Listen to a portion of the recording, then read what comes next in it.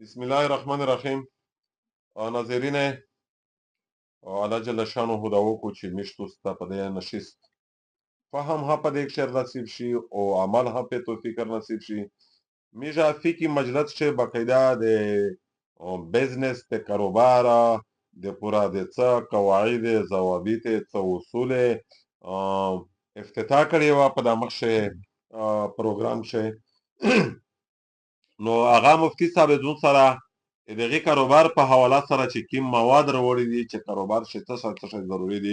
پابندو د خپل لب کوشي و فرمي کتو سره مطلب ور ودا پروګرام مننو وی. بسم الله الرحمن الرحیم.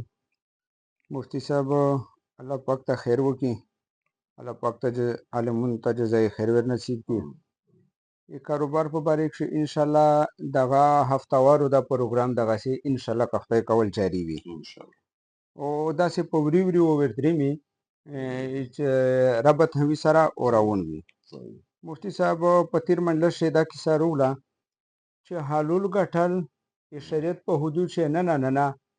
دا د اسلام څخه خلاف نه دي، نو بلکې باقاعده دغه اجر دی ثواب یې دی. نو علمون فرمی چې کله یو سړی د کاروبار اراده وکړي نو په ټولو نه اول د دای نیت برابروي او دای د نیت کوي چې ای الله چې زه خپل وخوره زه پردي ته محتاج نه وم د مو د خپل لوس ګټلې وي. حضرت عمر تعالی عنہ په بیا مقابل د ارشاد وفرمایو چې مو ته دوه مرګونه ډیر خوښ دي. په ټولو نه اول مرګ مو ته دا خوښ دی چې زه په جهاد شه وفات شو شهید شو او په دانه د ورستې په ټولو نه بهترینه موقع چې کې محدود مو د مرګ دو چې زه د خپل لوس ګټلې کوه مو ته په داس مقابل مرګ وشي. نو حاضرین په منډه شه دا دی چې کوم سړی کاروبار نیت وکي او که تر وسه پوره د نیت نه وي کړی دای د خپل د نن ریزنه دا عزم وکي چې ای الله تر وسه پوره هم کاروبار کوو په نن بعد زه دا کاروبار دغه پوره کوو چې زه چاته ایسور نه و یمو بال باچ چاته ایسور نه وي یمو بال باچ به شمرې نه وي یمو مور پلور چې به مورون وي چې کم از کم د مسره دا سرمایه وي چې زه ډاکټر ته ورساو او په دې تکلیف نه تیریږي او د دغه نیت سره د نیت هندای وکي چې د مونږه خیر ورسیږي. زه چا سره دکان وکړ زه د گاک سره د خیر معاملې وکړ نو د نیت په درست کې شي دا درې څلور پنټینه دي سړی دا کوشش کوي چې اول د سړی دغه نیت وکړي او کله چې یو سړی کاروبار ته ووځي پانه بعد دای صلات الحاجت دوه رکعت نفل وکړي او دای دا په الله پاک باندې باور وکړي. الله پاک د ټوله اسون د مشکل د اسونولې ول ذات دی او دوه رکعت حاجت سنت طریقه دو. پانه بعد چې کوم سړی کاروبار ته ووځي دای دا خپل تجربه قابلیت تر خولند دا په چلیږي او د مشرونه په خدمت چې مې دا درخواست دی چې کله یو سړی ټرین نوي تجربه نوي یو کاروبار یې زده نوي د سره یو قابلیت نوي نو د هغه د نقصان ډیر زیات اپشن وي هغه ډیر زیات نقصان خوري. نو سړی د داسې کوشش کوي چې خپل اولاد ته ورور ته بچی ته چې کله هداي د اسلام په مطابق باندې کاروبار ته وځي او بوسي بیا د دای داسې د دوند ستوري سره چې اول د ټرین شي د په یا شوبک شي و چلیږي دوه درې کوله پانه بعد یې ځکه د قابلیت به باندې روشي به د نقصان نه بچي. نو علمونه دا څو صفات لیکلي دي چې دا پچار دي او بلې دا لیکلي دي چې کوم سړی کاروبار ته وځي د خپل خاندانی پس منظر سوتي د کاروبار د نفع د پورا دا شی ډیر اهم دی ځکه چې پلور دی تر دی ورور دی نیکه دی په یو شوبه شي چلیدلې وي او شوبه سړی ته کنټرول کول آسون وي په نسبت داسې شوبې چې عادي تو د خاندان سره نه وي. نو سړی د دې کوشش کوي او سړی د دې کوشش کوي چې زه کوم خپل کاروبار یا شریک او یا ورور ته شریک او یا بچی ته شریک او د طبيعي ملان څنګه دی چې طبيعي ملان یې د کوم شي سره وي دا الله پاک خپل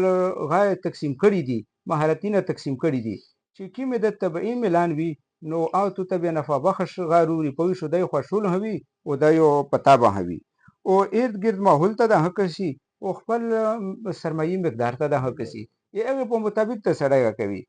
مفتی صاحب ډیر خلک مشته غاشي یی چې ځنې خلک داستای چې بل بچتا د وړي کې نه کاروبار شری دي مو سره داسې کسونه ملاقاتینه شوې دي چې یی چې مش د ریډې نه د شری کړای وو او نن د ګدامینه دي او یی چې توسې خلک داسې وشي چې سرمایه اچانک وروړي به ضرورته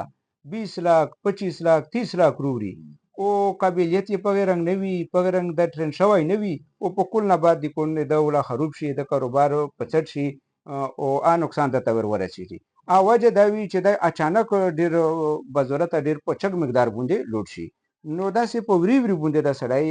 بل باچ خپل پوند سړی کوي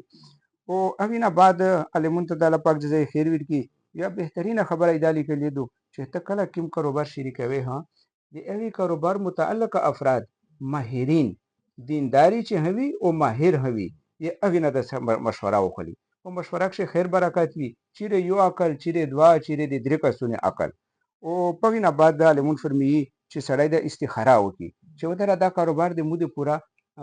ټیک دی د استخاره یو داسې عمل دی الله سره یو قسم مشوره ده اچھا په دا پورو زوی اجبا کې سایت وکړه استخاره خپل حق ولای شي کله مو ته په سمین شداس کا سن وی چا وی چې مولوی سره خو په استخاره نه پیژه ا داسې کولای شي چې د بل نیک سړی نه سره د ملاو شي ورته چې مو پوره استخاره وکړه داسې حافظ صاحب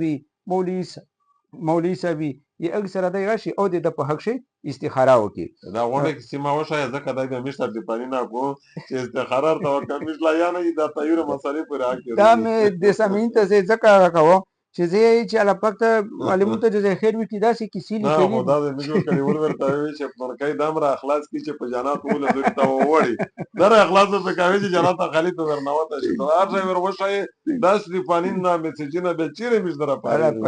مفتی علاوه نور خلک نه په نور خلک دی او په نه بعد علمون فرمایي چې ته دا ټول اصول په ځای باندې روواله په لوی ذات باندې باور وکړه چې هغه د دنیو مزه کې اسورینه پیډو کړی دي په دغه شنیات سره د اصول په مطابق ته د میدونه ته وروځه په الله پاک باندې باور وکړه او په اخر شالمونه لیکلي دي چې کله هم نوې شای وي خامخا د هغه په ابتدا کې مشکلات وي ټاکاري وي شاته پلي دي چې ولا سیږي په دغه شی ټیم لګیږي مفتی صاحب نو چې کوم یو ملګری وغاته وځي اول په ورشه د ښه کوشش کوي ګټې دې ورستي وي حلول ګټې د خدای په خیر نصیب کی او دا یو ثابت قدم کیږي مشکل حالاتو اول وي ورسته و د تکفتای کول ښه حالات دي الله پاک ته وکړي مفتی صاحب چې دا هدایت عالمي په سمج شروعالي مشته د خدای په دې خبره دی عامه تو فکر وکړو او پرب امید داسته چې کمیش په دا شایبونی پیرا او تراو شي دا په ځون شروعالي مش په کاروبار سوال اجازه ان شاء الله یا الله نه دا امید ده جزاکم الله خیر